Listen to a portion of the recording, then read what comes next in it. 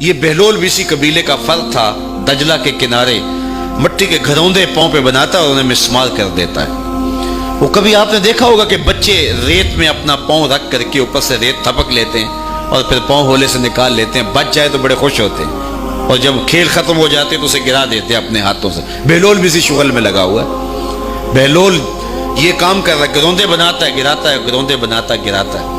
بادشاہ گزرا، پوچھا بہلول کیا کر رہے ہو؟ ہنس کے کہا جنت کے مکان بنا رہا ہوں۔ کہا بیچتے ہو؟ ہاں بیچتا ہوں۔ کتنے کا؟ 10 روپے کا، سیل لگائی ہوئی ہے۔ بادشاہ مسکرا کے گزر گیا، دیوانہ ہے، مجنوں ہے، اپنی موج میں لگا ہے۔ پیچھے سے ملکہ زبیدہ بھی آ رہی تھی، اس نے بھی دیکھا، کہا بہلول کیا کر رہے ہو؟ کہا جنت کے مکان بنا رہا ہوں۔ کہا بیچتے ہو؟ ہاں 10 روپے کا بیچتا ہوں۔ 10 روپے بادشاہوں کے لیے کیا ہوتے ہیں؟ 10 درہم نکالے، اس کو دیا، اس نے دریائے دجلہ میں پھینک دیا۔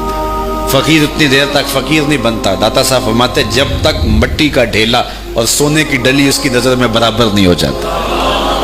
اور ایک مکان کے گرد، ایک وہ گھروندے کے گرد دائرہ لگایا، کہا یہ تیرا ہوا۔ ملکہ گزر گئی، بادشاہ بھی چلا گیا، شام کو اپنے محل میں پہنچے۔ بادشاہ سویا، منظر جاگا کہ حشر کا دن ہے، پھر جنت کا منظر ہے، جنت میں بڑے بڑے خوبصورت مکان ہیں۔ ایک مکان تو بڑا ہی اچھا لگا، تو جی چاہا کہ اس مکان کو دیکھوں۔ تو جب قریب گیا تو دروازے پہ لکھا تھا ملکہ زبیدہ۔ شوق سے آگے بڑھا تو دربان نے روک دیا، کہا یہ ملکہ کا ہے؟ کہا وہ میری ہی ملکہ ہے۔ کہا دنیا کے ضابطے اور ہیں، آخرت کے ضابطے اور ہیں۔ بادشاہ کی آنکھ کھل گئی، بے چین ہو گیا، ملکہ کو بیدار کیا، کہا تو کون سا نیک عمل کیا ہے؟ میں نے جنت میں تیرا یوں مال دیکھا ہے۔ ملکہ کہنے لگی وہی معمول کی نمازیں، وہی سب کچھ، کوئی نیا کام تو میں نے کیا نہیں۔ ہاں یاد آیا، کل گزر رہی تھی، دجلہ کا کنارہ تھا، وہ جسے لوگ مجذوب کہتے ہیں، وہ جو دیوانہ کہلاتا ہے، وہ بہلول، وہ جنت کے محل کہتا تھا، وہ بنا رہا۔ میں نے کہا چلو کوئی بات نہیں، فقیر ہے، 10 روپے کیا ہوتے ہیں؟ 10 روپے کا ایک محل خریدا تھا۔ بادشاہ سر پکڑ کے بیٹھ گیا، وہ تو مجھے بھی کہتا تھا۔ میں دیوانے کی بات سمجھ کے گزر گیا۔ اگلے دن بادشاہ قصدن گزرا۔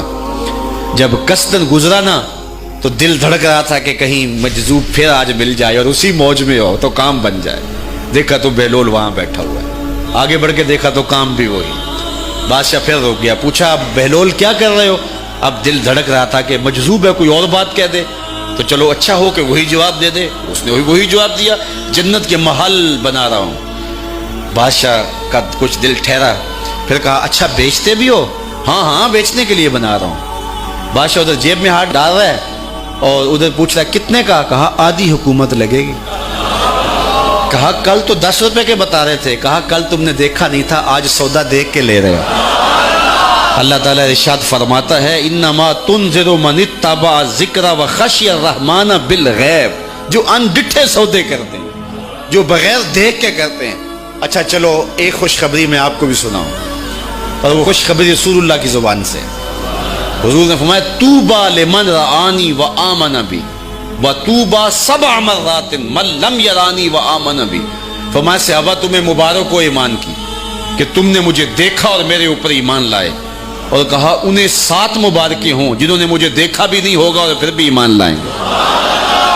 انما تنذر من اتبع ذکر وخشی الرحمن بالغیب فبشرہ بمغفرۃ واجر کریم۔ ان کو بشارت دے دیجئے بڑی عزت والے اجر کی اور خوشخبری بھی۔ تو جس اجر کو میرا رب بھی کریم کہہ رہا ہے وہ اجر کیسا ہوگا؟